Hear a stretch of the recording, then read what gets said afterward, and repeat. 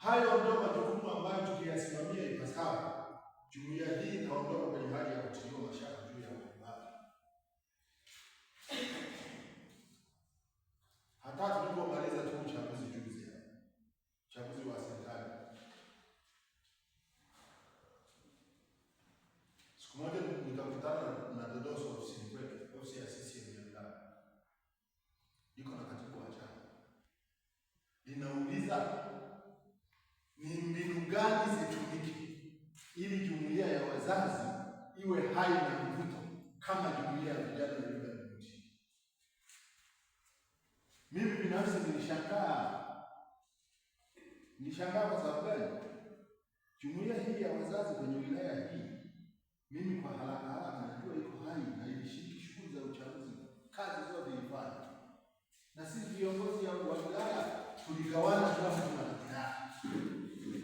Sasa nikajiuliza, kwa nini nilaleta Dodoso na kuangalia mkakati wa kufufua jumuiya ya wazazi wakati iko hai kiasi hiki?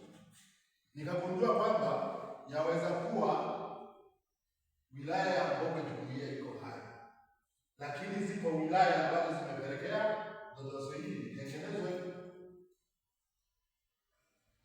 Baada ya uchaguzi nikafikiria pia hata kwenye kuzitembelea kata, ndio maana nikaamua kuanzisha hii ziara ya kuharibu kwenda kujionea jumuiya hii kweli ipo kama nilivyokuwa naiona kwenye uchaguzi.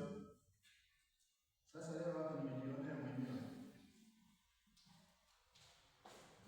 Yaani kama unapoonaga wale wanaolimaka kwa kutumia ng'ombe, sawa, akifunga tudogo tule ng'ombe tudogo tule, masika mvua inanyesha, ili kaufate ule msingi mpaka wakanyonga mkia hivi.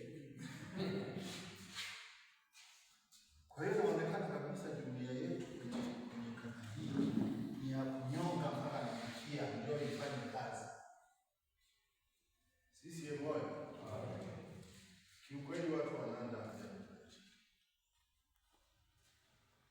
Bahati nzuri mjumbe wa baraza, katibu wa chama wa kata hii upo.